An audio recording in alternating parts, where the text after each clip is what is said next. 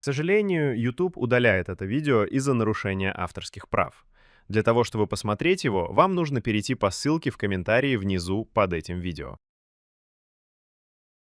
Bir 70-80% manimcha xotirjamman. Zo'r. Da.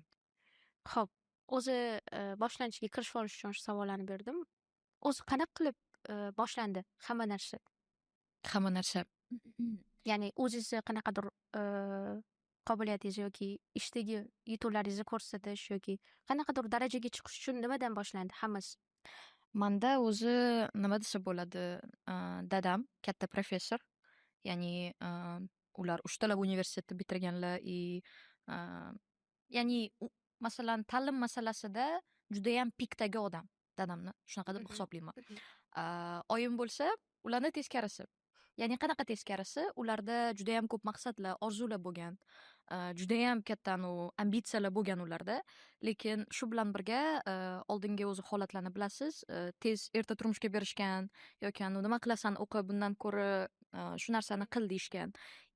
Oyim shunaqa bo'lgan. Ya'ni oyimni qanaqadir holatda xohishlari judayam ko'p bo'lgan va potensiali yuqori bo'lgan, lekin qanaqadir holatda ularda tashqi taraflama cheklovlar ko'p Imkon bo'lgan, bo'lmagan. imkon bo'lmagan.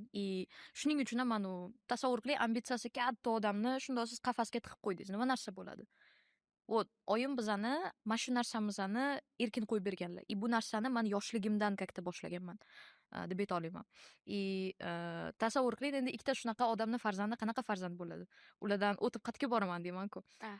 Ya'ni oyimdagi ambitsiyam ham bor, undan tashqari dadamdan ham baribir ko'p narsa o'tgan. Chunki mani 3 yoshimdan opam o'zi tayyorlardilar, taku harflar, Qaysi bir opangizmi? misollar. Ikkinchi opam, Mohira opam. Ular social mediada yo'qlar, ya'ni ijtimoiy tarmoqlarda ular blog yuritmaydilar, lekin ularda o'sha ustozlikka bo'lgan xohish juda ham yuqori bo'lardi. Uyda shkafdan doskalar qilib, uni yulib olib, mayli o'sha shkafimiz yopilmasa ham, bu yerda doskamiz bo'lib, o'zlarini o'sha ovqatlanishga bergan pullarini kitoblarga, o'sha bo'rlar olib kelishga, hamma narsaga sarflashardi. Wow. O'zi darsdan keyin qiziqtirish uchun akam bilan man bo'lardik. Akamda unaqa katta ambitsiya bo'lmagan. O'zi har doim bitta anaqa bo'ladi, lazy, ya'ni dangasoroq odam bo'ladi. Lekin bilmayman manda qanaqa, o'sha 3 yoshimdan masalan o'qishga bo'lgan ishtiyoqim slishkim baland bo'lgan o'zi. Endi bu narsani bilmayman, 3 yoshda fake qilsa bo'ladimi yoki yo'qmi? O'zimdan ham ko'p so'raganman. Balki man просто так opamga yaxshi ko'rinish uchun shunaqa qilgandirman yoki kimlargadir aqlli ko'rinish uchun shunaqa qilgandirman. Lekin menimcha 3 yoshdan bu narsani fake qilsa bo'lmaydi. Shundan o'zim anglab yetganman, что rostdan ham manda o'qishga bo'lgan yoki o'sha nimadir kattaroq narsalarga erishishga bo'lgan ham potensial, ham xohish juda kuchli bo'lgan deb o'ylayman. Shu narsani maktab paytlarimda ham bo'lib kelgan shu narsalar. Endi maktab paytlarida yoki litsey paytlarida o'zi har xil endi uydagi muammolar yoki masalan finansiy muammolar hammada bo'ladi bunaqa narsa. Man o'zimni exception deb ayta olmayman, ya'ni istisnoli holat deb ayta olmayman. Hammada ham bo'ladi. Shunaqa narsalar bilan ozgina sekinlashgan ham. Qanaqadir ma'noda bu narsalar o'lmagan, lekin hech qachon постоянно man harakat qilardim. Qanaqadir resurslardan, nimadirlardan foydalanishga. Bu narsalarni ko'p sinab ko'rganman. Ko'p narsalarni tekinga qilib ko'rganman, ko'p narsalarni o'zim uchun hamma narsaga deyarli ruxsat berganman. Bu narsaga baribir oilada ham muhit yaratib berilishi kerak deb o'ylayman. Hamma narsani sinab ko'rishga, muvaffaqiyatsiz bo'lib ko'rishga, fail qilishga. Mana shunaqa qilib, menimcha уже sekin-sekin o'zimni shaxsiyatim qurilib boryapti hali ham. SATga keladigan bo'lsak, o'zi birinchi ishim qanaqa narsa bo'lgan? Men litsey paytda именно o'qish bo'yicha juda berilgan bo'lganman, chunki уже katta bo'lyapman, bosim kuchayapti. Baribir yaxshi universitetga kirishingiz kerak. Undan keyin o'zingizni ishingizni topishingiz kerak. Уже bo'ldi, orzularda uchib yurmaysizda, rostaki real hayotga qanaqadir qaytasiz, menimcha litsey paytida. O'zingizni eng aqllisi emas, уже hamma bilan solishtirasiz. Ya'ni man bu aytaylik ish bozoriga qanchalik man layoqatliman yoki bo'lmasa intellektim jihatdan qanaqaga man ustunman. O'sha solishtirishni boshlaysiz. Man o'sha paytda solishtirganimda, litsey paytimda qanaqadir man qolib ketyapman degan narsa bo'lgan. Chunki man alohida pul to'lab ingliz tiliga yoki matematikaga yoki qo'shimcha kurslarga bora olmaganman. Karantinda maksimalni o'zim bosib tayyorlanganman. Chunki real hayotga qaytganda bunaqa agar bo'lmasa bo'lmaydi. Da. shuning uchun ham maksimallab bu narsalarda tayyorlanib o'sha 2 yillik litseyimda hozir ham litseyimga borib kelyapman. Aytyaptilarda, man sizni ko'rmaganman, bitta potokda o'qigan bola hozir u yerda endi ishlayapti litseyimizda. Ular ham o'sha rektorimizning yordamchisi bo'lib ishlayaptilar. Aytyaptilar menga, man sizni вообще ko'rmaganman deyaptilar. Endi man o'zbek guruhda o'qiganman. Ular rus guruhda o'qigan. Endi ular aktiv bo'lishgan sotsial jihatdan, boshqa jihatdan menga aytyaptilar, man sizni umuman ko'rmaganman. Yo'q, lekin esimda bor. Bitta rasmda chekada tushgansiz. Qanaqadir fairda deyaptilar-da. Man juda ham o'sha ikkita kurs davomida litsey paytimda juda ham o'qishga berilganman. Prям lock-in mode deydi-ku, tipa hamma narsadan tashqari bo'lib o'zimga ustimda ishlaganman. И shundan keyin уже litsey tugadi. Litsey tugagandan keyin уже akam bilan real qaryapmiz. Mana bizda mana shunaqa problema bor. Qarz masalasi bor oilada. Qanaqa qilib biz chiqib ketsak bo'ladi? O'ylaganmiz. Man u payt ITga ham borayotgan bo'lganman. ITni ham o'zimcha o'rganib juda yaxshi ko'rardim ITni. Ish ham даже olganman, ish offer olganman. Akam bilan уже kelishyapmiz. Xo'p, qarang, siz mana shuncha topasiz masalan oyiga. Men mana shuncha topaman masalan. Necha yosh bo'lgansizlar shunda? 2020-21 yillar haqida gaplashyapmiz. 17 yosh taxminan bo'lganman. Da, akam 19 yosh bo'lganlar. Bizda katta уже qarz bor. Qarzni qanaqa qilib to'laymiz? Masalan, aytaylik, men hozir yaxshi ish o'sha paytda topaman desam ham, bizda masalan o'sha ish joyimda boshida $500 ga, keyin 2-3 oydan keyin agar yaxshi o'zimni ko'rsatsam $800 ga, keyin yilning oxirigacha 1000 ga ko'taraman deb aytishgan menga. Men o'ylayapman, xo'p, $1000 bo'lsa, bizda qarz summasi, o'zi bu haqda ham gapiraman, qarz summasi taxminan 200 ming. Necha yil ishlashim kerak? U paytgacha keyin yashashim qanaqa bo'ladi deb o'ylaganman. Nimadir kattaroq narsani qilishimiz kerak deb o'ylaganmiz. Nimadir narsa qilishimiz kerak. Bizga shu ideya kerak edi. O'sha paytda men IELTS SATlarim bor edi уже. Akam aytdilar, keling shu SATdan boshlaymiz, chunki IELTS o'zi hozir bozor o'zi to'lamas edi, lekin bozor yetarli darajada edi o'sha paytda. Endi unaqa ko'p o'quv markazlari boshqalar yo'q edi, lekin akam aytganlar, keling SATni qilamiz.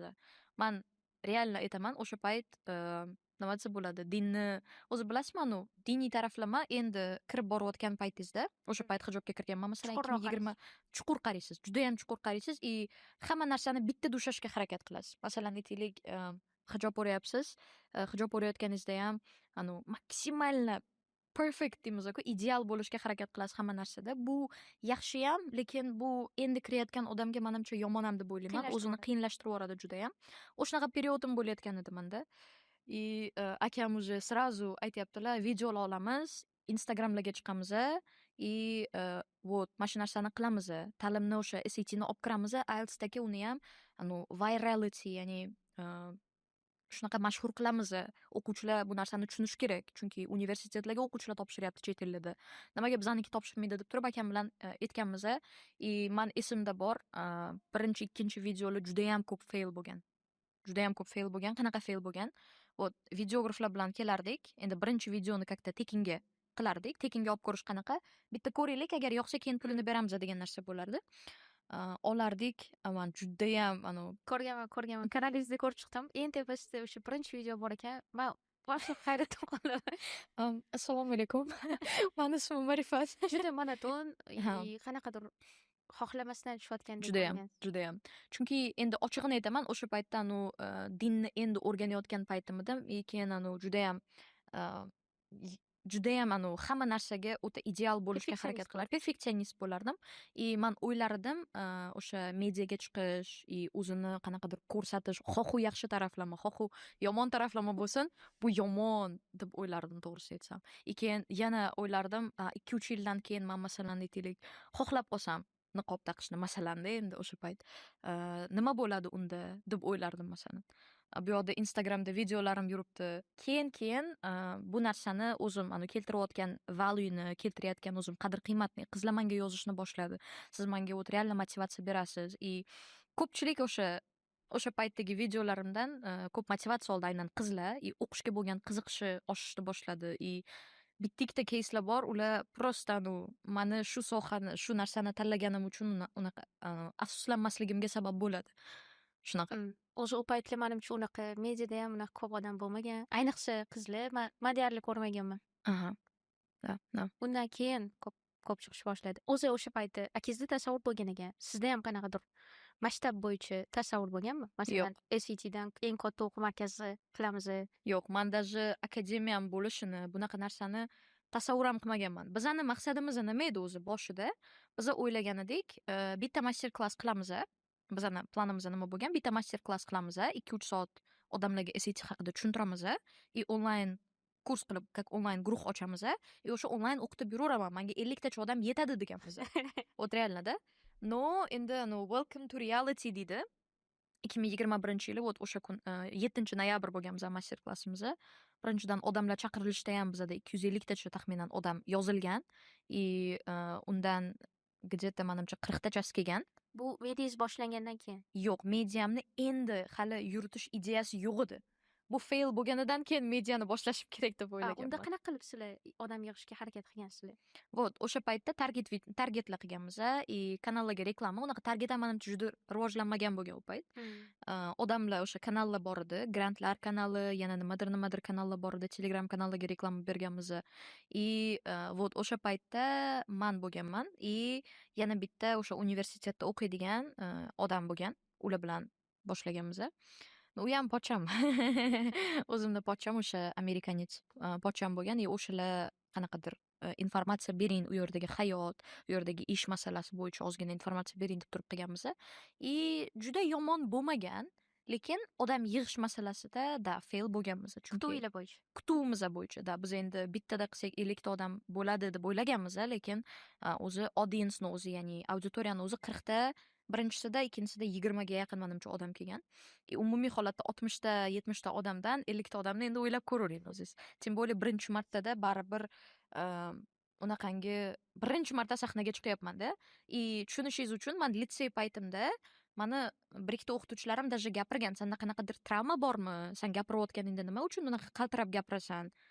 degan Sotsiyofobiya bo'lgan. sotsiofobiya menda bo'lgan. Realni bo'lgan. Qo'limni masalan qaltirab ketardi. Просто tak dars paytida menga ustoz turib, ingliz tilidagi hozir o'qigan ikkita gapingizni aytib bering deganda, menda realni qo'lim qaltiragan. Ustoz menga aytganlar, "Sen yaxshimisan? Nimaga bunaqa nervous bo'lyapsan? Ya'ni nimaga bunaqa sen asabiylashyapsan? Senda qanaqadir travma bormi?" deb hammani oldida prям aytganlar. Keyin men ikki marta уже tushganman o'sha payt. Da shunaqa odamdan уже deyarli 1 yil ham o'tar o'tmas bunaqa odamga aylanganman. Tushunishingiz uchun. Tasavvur bo'lmagan sizda o'sha payti. Umuman birinchi marta o'sha sahnaga chiqyapman и baribir hammani ko'ziga qarab turish kerakmi, peshonasiga qarash kerakmi, to'g'riga qarash kerakmi, hech narsa menda bo'lmaganda. Yana endi o'sha payt ikkita bizada session bo'lgan. Birinchi ertalabkisi bo'lgan, keyin kechqurungisi bo'lgan. Birinchisi tugadi уже. Endi men oilam bilan qilganman. Akam bu yoqda turib, "Voy, dabdili bo'ldi" deyaptilar. И men hozir yana 2 soatdan keyin chiqishim kerak-da sahnaga. Уже demotivatsiya bo'lgan, men yig'layapman. Shunaqa narsalar bo'lgan. Da. Ya'ni birinchi o'zi shundan keyin biza mediani boshlashimiz kerak deb o'ylaganmiz. Tushunarli. No, sizda ham SATgacha qanaqadir qiz bola o'qish kerak emas degan narsalar sizga oilangiz tarafidan aytilganmi? Menimcha aytilmagan. Yo'q, bizada unaqa narsa bo'lmagan. Juda ko'pchilik menga yozadi-da, masalan, hijobis taraflama qanaqadir muammolar, nimadirlar bo'lganmi deb ham aytishadi. Men bilmadim endi, balki men umuman sizlarda situatsiyalardagi bo'lmagandirman-da. Oila taraflama menimcha yoki jamiyatimiz taraflama bilmayman, o'zimda bo'lgan imkoniyatlar taraflama. No, men bu narsani, ya'ni hijob aytaylik muammo bo'lishi mumkinligi haqida o'ylamaganman. Aytganman-ku, o'sha yaqinda ham istoriya qo'ydim. Bitta davlat idorasida, o'sha davlat idorasiga borib ishlayotgan paytimda men hijobda edim o'sha paytda. Hamma miting bo'lyapti. Mitingda meni turgizganlar. Men nimaga turganimni bilmayman. Turibman просто tak. Mana bizada shunaqangi zo'rmizaki, biza hijoblarga ham ruxsat beramiz deganda, men shunda hammaga qarayapman. O'tirganman. Tushunmaganman o'sha payt nima bo'lgan. Va men o'sha paytda o'ylaganman o'zimga, hijobga ruxsat berish bu qanaqadir katta muvaffaqiyatmikan deb o'ylaganman-da. Yo'q, lekin keyin qizlarni o'zini istoriyalaridan eshityapman. Ko'pchilik o'qishlardan chiqib ketgan buning uchun, kimdirlar o'zi xohlagan imkoniyatga erisha olmagan buni sababli. Ya'ni bizada lekin oilada unaqa narsa bo'lmagan. Masalan, dadam aytaylik o'sha olim odam, ular nima desa bo'ladi, bizda oilada dinga unaqangi ochig'ini aytaman, unaqa qattiq emas. Ya'ni qattiq emas deganim qanaqa qattiq emas? Majburiyat yo'q. Cheklov yo'q, majburiyat yo'q. Cheklov bor. Masalan, aytaylik, normadan, odob axloq doirasidan tashqaridagi narsalarga oyim ham, masalan, adam ham aytadi bunaqa qilma deb turib. Lekin umumiy holatda, masalan, juda katta cheklovlar yo'q. Masalan, aytaylik, mani darsim 8da tugaydi. Aytaylik, 6da uyda bo'l yoki hijobingni mana shu paytdan o'ra degan narsalar bo'lmagan bizada. Hammamiz ongli ravishda bu narsani tushunib, ongli ravishda bu narsaga kelganmiz. Buning uchun men ota-onamga rahmat aytaman, ayniqsa oyimga. Zo'r. Nimaga o'zi boshida bu savol berdim? Masalan, odatda ota-onalar farzandini fikrini unchalik hurmat qilmaydi bizada ko'p holatda. Va tanlovlarini ham unchalik hurmat qilmaydi yoki tanlovlarini umuman chetga surib qo'yadi, o'zlarini aytganligini qildirishga harakat qilishadi. Shunaqa paytda o'zi bola qanday qilib o'zini ota-onasiga fikrini, tanlovini ko'rsatishi mumkin? Yoki ota-onasi baribir bola qanaqadir o'zini isbotlasa, menimcha ota-onasi ham rozi bo'lsa kerak. Sizda ham shunaqa bo'lgan? Masalan, qanaqadir xohishlaringizga uydagilar qarshilik qilishgan, siz qanaqadir o'zingiznikini o'tkazgan? Ta'lim jihatdan, imkoniyatlar jihatdan uydagilar umuman menda cheklov qo'yishmagan. Chunki aytganimdek, odamni o'zi ko'p narsaga erishgan odam, ta'lim bo'yicha, boshqa bo'yicha, oyim ko'p narsaga erisha olmaganlari uchun ham, tashqi bosim bo'lgani uchun ham bizga bemalol ruxsat beradilar bu narsaga. Вот реально. Lekin men judayam anaqa odamman-da. Ya'ni adventurous deyman, ya'ni sarguzashtni yaxshi ko'radigan odamman. Masalan, shanba kuni uyg'onib, ertalab velosiped uchgim keladi. Yoki yakshanba kuni ertalab uyg'onib, toqqa chiqib hiking qilgim keladi. Men o'zimni nima desa bo'ladi, hayotim bir tekis o'tishini xohlaydigan odam emasman, bu narsani bilasiz. Unaqa ham Shuning uchun mana hayotingiz unaqa o'tadi. Ma'rifat hayoti unaqa o'tadi. Shuning uchun ham oyim shu narsadan endi ozgina qiladilar, qo'rqadilar. Qo'rqadilar deganim qanaqa qo'rqadilar? Masalan, meni biladilar, tap tortmasligimni ko'p narsadan. Lekin shunaqa narsalarga mana ruxsat bermaydilar, oyim boshqa qilmaydilar. Nima qilasiz? Ko'plarni mavjud qilasiz. Da endi uni ham yo'q deydiganlari bor, yo'q deydiganlar bor. Yo'q deydiganlarini qilaman. Yo'q deydiganlarini qilmaslikka harakat qilaman, lekin baribir ichimda qolib ketadi, to'g'risini aytsam. Tushunarli. Menimcha oilalarda o'zi birinchi opangizlar chet elda o'qib kelgan, Turkiyada adashmasam. Ularga qarshilik qilishmaganmi? U payti menimcha sizlarni SAT haqida hali umuman tasavvurimizda yo'q. boshlamagan. Qarshilik qilishmaganmi? Yana o'sha gap, uydagilar qarshilik qilmagan, lekin qiyinchiliklar juda ko'p bo'lgan. Ya'ni finansiy taraflama qiyinchilik juda ko'p bo'lgan. Opamda masalan baribir qarindoshlar taraflama juda ko'p qiyinchilik bo'lgan. Bizani endi bilmayman hozir bu narsani openly aytishim kerakmi, hammaga aytishim kerakmi yo'qmi, chunki bilaman hammaning situatsiyasi har xil va bizani situatsiyani ko'pchilik aslida jackpot ekanda deyishi mumkin-da. Lekin nima desa bo'ladi, bizada oilaviy taraflamani, oilani ichida muammo bo'lgandan ko'ra bizada tashqi muammolar ko'proq bo'lganda. Ya'ni masalan, biza oilada masalan imkoniyatlarimiz yo'q bo'lgan paytda ham svetli o'chib qolgan, hammamiz sham yoqib olib, orzularimiz haqida gaplashardik. Oyim masalan o'sha narsani qo'llab-quvvatlardilar, bo'lishi mumkin hammasi deb turib. Lekin tashqi taraflama, ya'ni bizada tashqi dunyo anchagina qo'rqinchliroq, anchagina nima desa bo'ladi, qila olmaysan degan narsalar ko'p bo'lardi. Masalan, nima desa bo'ladi, litseyda yoki masalan maktabda ko'p failurlar bo'lishi mumkin, ya'ni har xil muvaffaqiyatsizliklar. Ya'ni aytmoqchi bo'lgan narsa bizada oilaviy ichki taraflama unchalik anaqalar bo'lmagan. Ya'ni orzu imkoniyatlar bo'yicha qarshiliklar bo'lmagan. Tushunarli. Demak, oilaviy ko'p suhbatlashishida juda yordam bergan. Bizada bu narsa norma, ya'ni har kuni hech bo'lmasa yoki ertalab yoki kechqurun, ko'pincha kechqurun o'tirishimiz kerak. Kamida 1 soat. Bo'ldimda, shu yerda tugataylik-da. Aloqador joy yo'q ekanda. Ko'pincha menimcha bu oilaviy suhbatinglar farzand ko'pligidan ham qanaqadir qiziqroq o'tsa kerak. Ko'pchilik bo'lganinglarda. Lekin mana bunaqa narsa ham bor-da. Masalan, biza aytaylik umumiy ham gaplashamiz, lekin o'zaro ham gaplashamiz. Ya'ni masalan men bilan oyim yoki oyim bilan kim bo'lsa farqi yo'q u narsani. To'g'ri, endi bizda shu narsa уже shakllangan, qanaqadir 5 ta farzand, oyim o'tirib gaplashish shakllangan, lekin o'zaro bo'lib qolsa ham ana bitta ikkita odam bilan ham bu narsani yaxshi gaplashamiz, juda ham qiziq suhbatlar bo'ladi baribir. O'zi hayotingizda qachon bo'lgan? Before and after degan narsa bo'ladi. Nima deb bo'ldi deb o'ylaysiz? Qachon sezdingiz bu narsani? Man o'ylaymanki, tashqi taraflama before after tabiiyki o'sha 2021-2022 yilida bo'lgan. O'zingiz uchun. Lekin o'zim uchun anglashlar, boshqalar taxminan shu 3-4 oy oldin bo'ldi. Sizga aytdim bu narsani. Ya'ni реально ongli ravishda ko'p narsaga e'tibor berib, chunki o'zimni oldin как mashinadek his qilardim-da, ya'ni o'ylamasdan уже ishmi ish bo'ldi. Mana shu narsani qilish kerak.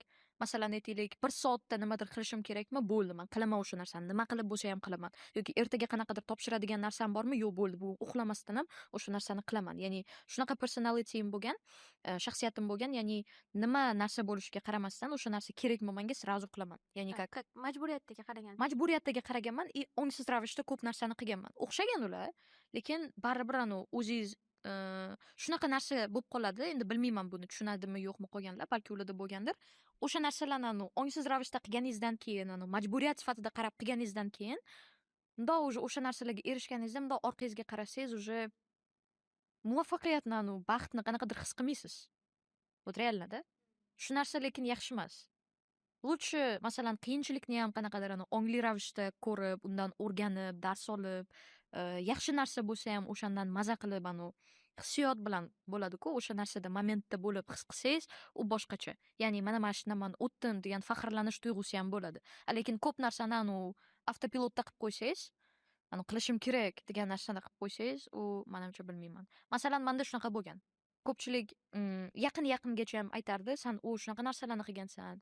Qanaqa qilib siz darajangizga kelsa bo'ladi?" deydi. Men hayron qolaman, qanaqa daraja deyman-da o'zimga.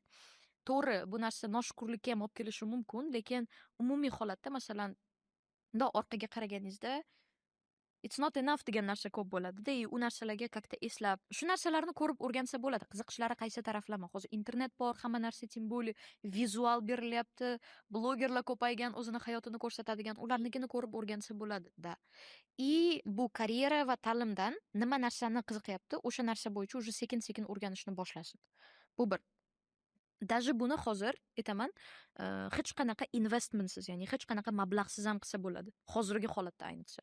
Chunki men o'sha paytda ham 2021-2022 yillarda ham bu narsani topganman. Shunchaki kommunikatsiyada borganman. Qarang, men mana shu narsani o'rganmoqchiman degan. O'sha payt ham hijobli takoy hayron qolishyapti ular. Men qarang, mana shu narsani o'rganmoqchiman deganman. Nima ish bor bu yerda deganman. Menga nima ish bor? Bundoq qarab, yo ish yo'q degan. Yo pul kerak emas menga deganman. O'rganmoqchiman deganman. Bundoq o'yladim turib, ertaga keling deyishgan. Вот уже ish ham tayyorlangan, anaqani ham tayyorlangan. Masalan, men o'sha paytda ham 2-3 soat u yerda bo'lardim. Undan tashqari darsim, pul topishim kerak edi. Xullas, qilganman qanaqadir qilib. Eslolmayman hamda. Xo'p, birinchi navbatda shu karyera ta'lim. Bu. Endi finans, ya'ni pul topish masalasida bilmayman, ko'p qizlarda menimcha bunaqa majburiyat yo'q, lekin majburiyat даже bo'lgan taqdirda ham buni ham olib ketsa bo'ladi. Lekin baribir karyera ta'lim bilan finans bitta bo'lgani yaxshi keyinchalik. Chunki agar ikkita bo'lib qolsa, u qiyin bo'ladi. Chunki menda shunaqa bo'lganda, to'g'risini aytsam. Bu yerda hammani dars o'tishim, dars berishim bor, har kuni juda ko'p vaqtimni olyapti, lekin o'zimni passionim, ya'ni o'zim xohlagan karyera ta'lim masalasida qolib ketganman anchagina. Bu narsa menga stress bergan juda ko'p. Demak, bu narsani aytdim. Karyera ta'lim finans. Finans bo'yicha ham qo'lingizdan nima keladi? Yana bitta narsani aytaman, o'sha finans masalasida hozirgi holatingizda masalan, sizni nima eng tez finansga olib chiqadi? Agar sizni vaziyatingiz shunaqangi finansni tezroq so'raydigan bo'lsa, ya'ni уже сразу moliyaviy nimadirga erishishingiz kerak bo'lsa, menimcha eng yaqin bo'lgan stepni tanlaganingiz yaxshi. Chunki menda o'sha paytda bor edi, mana IT sohasi bo'yicha, IT sohasini o'rganib, уже ishlarga topshirayotgan paytim edi.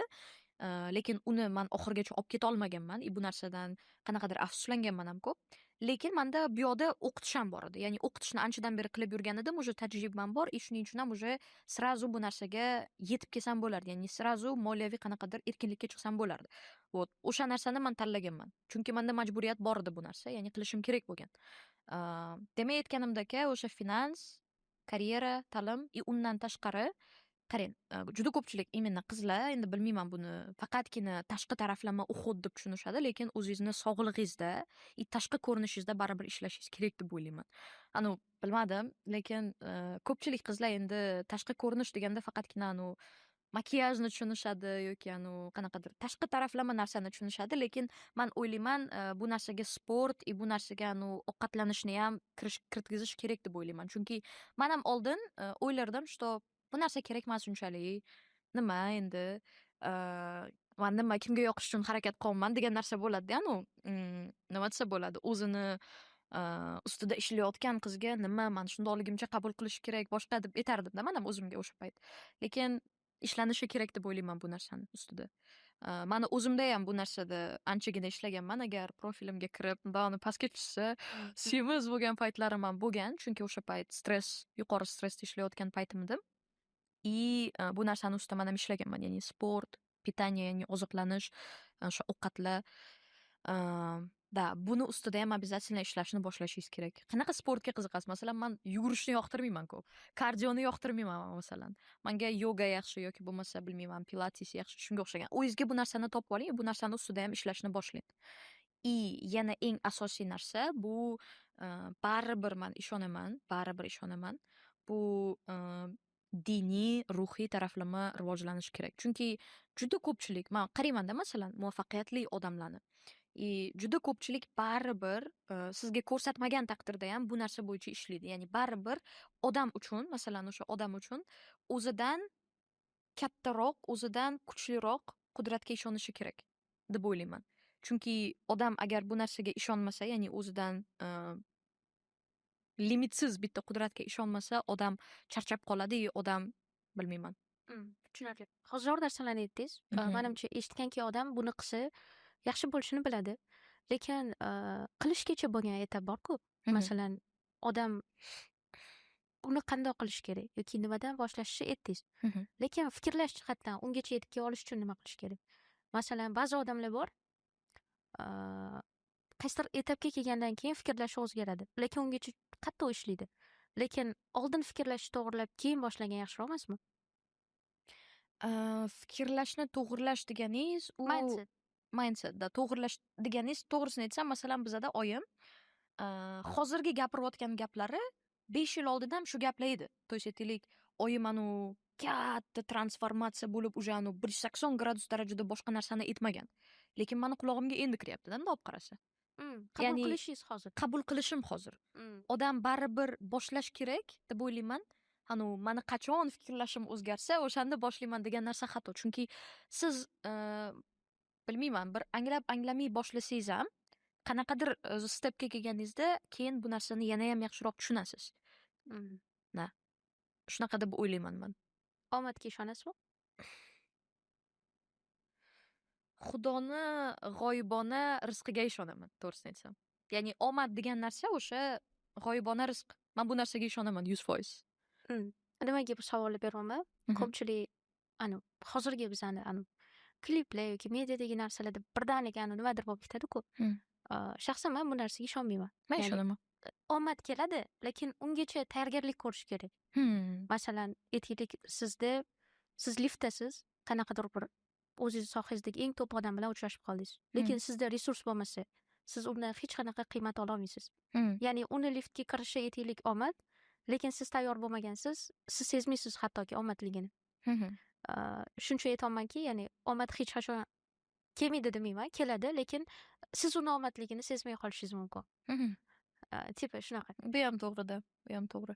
Lekin shu g'oyibona rizqqa boshqaga ishonaman. Chunki 100%.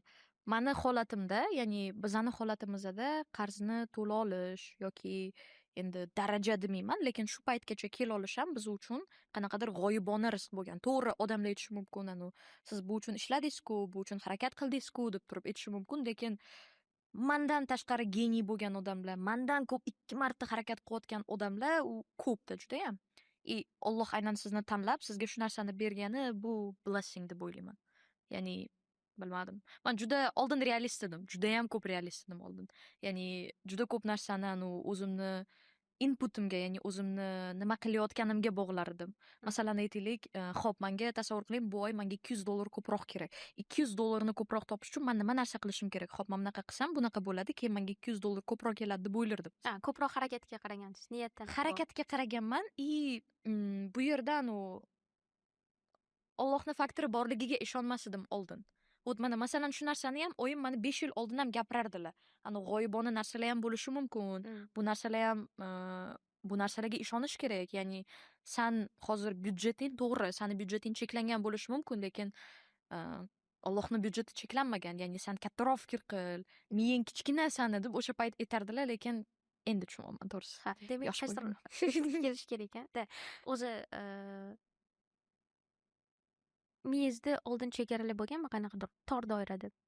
Tabiiyki bo'lgan. Tabiiyki bo'lgan. Hozir ham bor baribir. Ya'ni masalan, nima desa bo'ladi? San keyingi oydan $1 million oyga topasan desa, tabiiyki ishonmayman. Ha. To есть ishonaman, ishonib ishonmayman. Ha, bo'lishi mumkin degan narsa bo'ladi. Ha, mumkin bo'lishi mumkin degan narsa bo'ladi, lekin nima desa bo'ladi? Qanaqa qilib bo'larkan degan narsalar bor-da baribir. Bilmadim. Mana shu narsa hali ham ishlash kerak. Hozir ham limit bor, tabiiyki limit bo'ladi. Men hali ham protsessdaman-da. Shuning uchun ham, lekin oldingidan ancha yaxshi. Oyman bu narsani tasdiqlaylar. Mana shu chegara bo'yicha gaplashsak. Chegarada masalan, o'zingiz sezasiz, inson kattaroq narsani xohlasa, nisbatan o'shanga yaqinroq natijaga erishadi. Hozir tushunyapman deysiz, lekin hali butunlay miyasida chegarasi bor odamlar uchun tasvirlab bering, buni qanchalik foydali bo'lgandi siz uchun? Masalan, miyangizdagi qanaqadir kichkina to'siqlarni olib tashlaganingizda nimalar bo'lgandi? Xo'p. Tak. Example qidirishga harakat qilyapman. Masalan, oddiy men aytaman, birinchi haykingimizda siz bilan bo'lgan, men rostdan chiqa olmayman deb o'ylaganman. Adashmasam 4 yo 5 kilometr bo'lgan. Chiqa olganman, qiynalib. Ikkinchisida уже undan ko'proq metrga chiqdik. Shunga o'xshash misollar bormi demoqchiman. Hozir o'ylaydigan anaqam xayolingizga keladigan, esda qolgan, voy, mana shuni o'ylaganim uchun shunaqa bo'ldi degan narsa. Yo'q, lekin hozir kelmayapti cho'ta. Kelmayapti. Hozir kelmayapti. O'zi oddiy hiking masalasida aytib berganimda, o'sha birinchisi 4 kilometr bo'ldi, keyingisi Bounty'ga bo'ldi, adashmasam 8-9 kilometr edi, keyingisi уже 39 kilometr bo'ldi. Oxirigacha chiqa olmadim. Ya'ni aytmoqchimanki, qilib bo'lmaydi degan narsa bu yolg'on narsa ekan. Men shunaqa deb o'ylab qoldim. Endi men to'g'risini aytsam, aytganimdek, sizda 3-4 oyni bu yog'ida bo'ldi bu narsa menda. Natijani menimcha endi hali ham ko'ryapman. Ko'p narsa bo'yicha.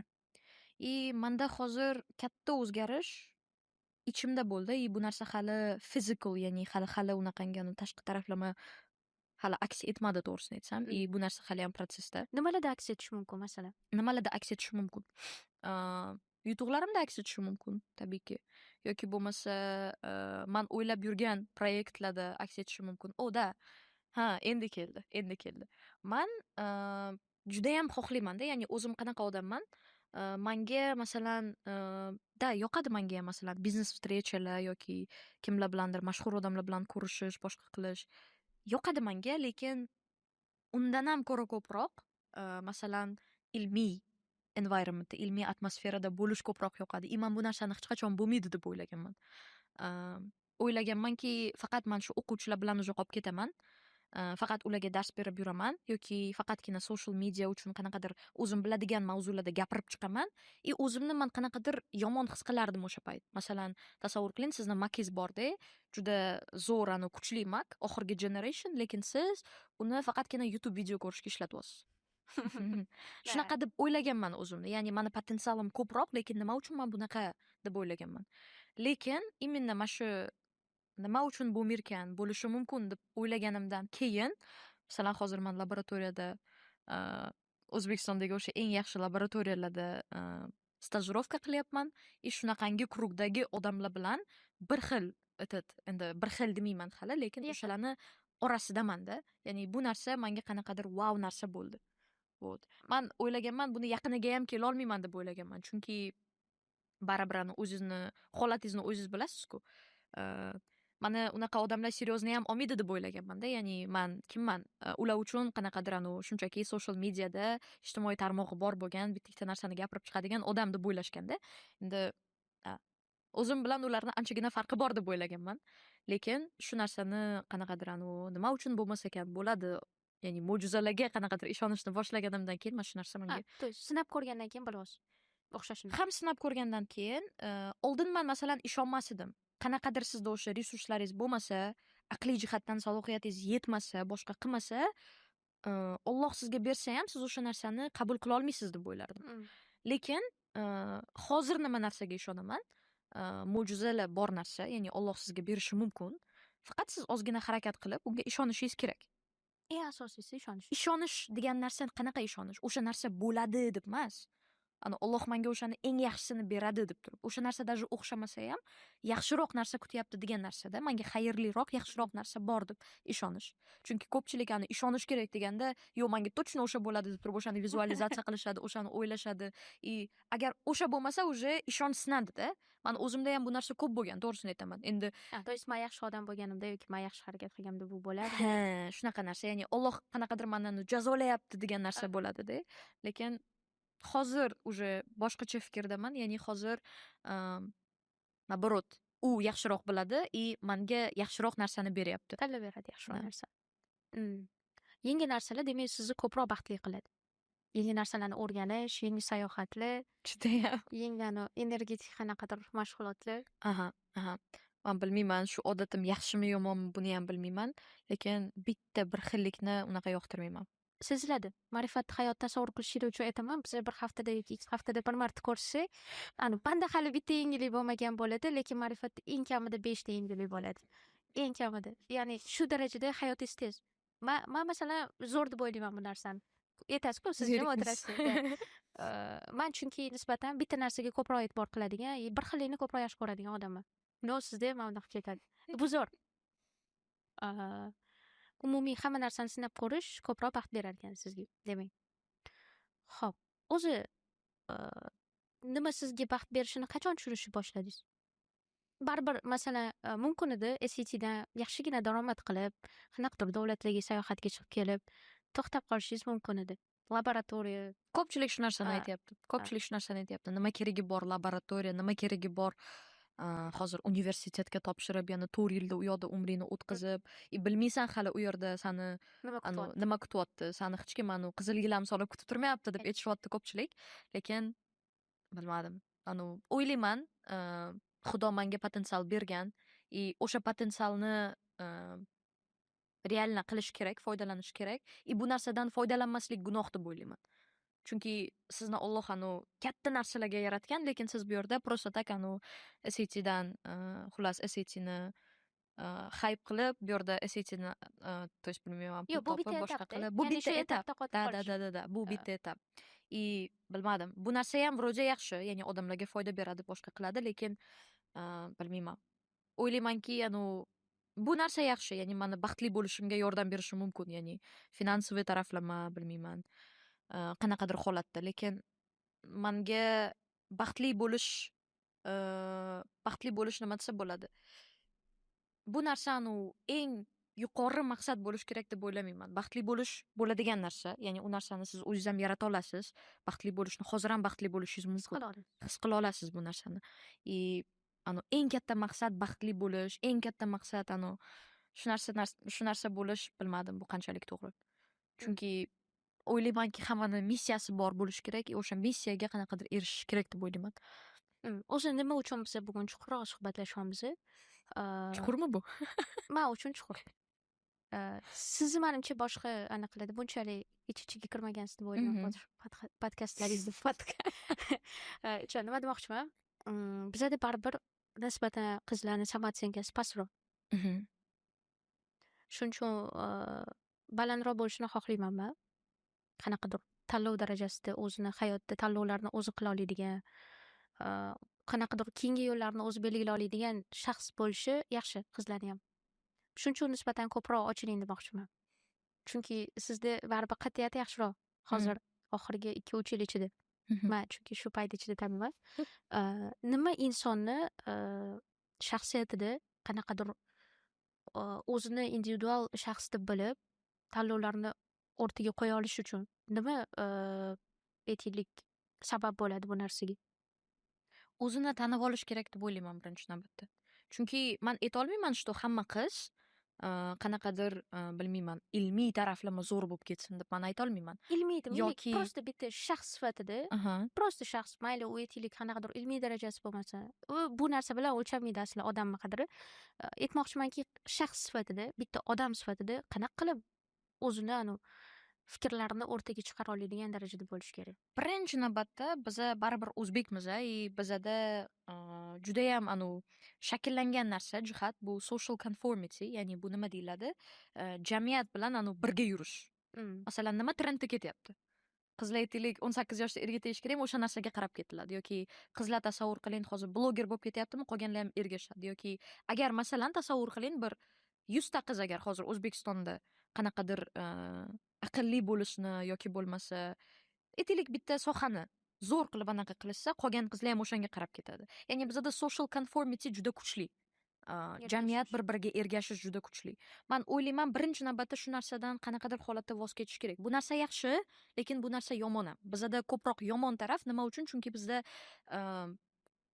saviyalilikdan ko'ra saviyasizlik ko'proq. deb Buni o'ylayman. sababi saviyasizlik nima uchun trendda? Chunki u ko'proq insonlarga moddiy imkoniyat ochib beradi. Vot. Lekin bu ham vaqtinchalik, endi u periodga ham hali kelamiz, lekin hozir nima demoqchiman, qizlar qanaqa qilib o'zini individuallikligini topadi va jamiyatda o'rnini topadi deyapsiz. Birinchi navbatda har xil social taglarga qaramaslik kerak. Masalan, aytaylik qizlar bunaqa narsa qilyapti, men ham shunaqa narsani qilaman. Vro'ja bu yaxshi, lekin bilmadim. Masalan, bu odamga masalan siz yaxshi narsaga ergashayotgan taqdiringizda ham agar bu haqiqiy o'zingizniki bo'lmasa, bu o'ylaymanki sizga bosim beradi. Masalan, aytaylik, menda ham shunaqa narsa bo'lgan. Men masalan Instagramga ekspert sifatida qanaqadir chiqdim, SATni olib chiqdim и bu narsa ham menga vaqtida bosim bergan. Ya'ni o'zim ichimdan qanaqadir xohlamagan bo'lganman o'sha paytda.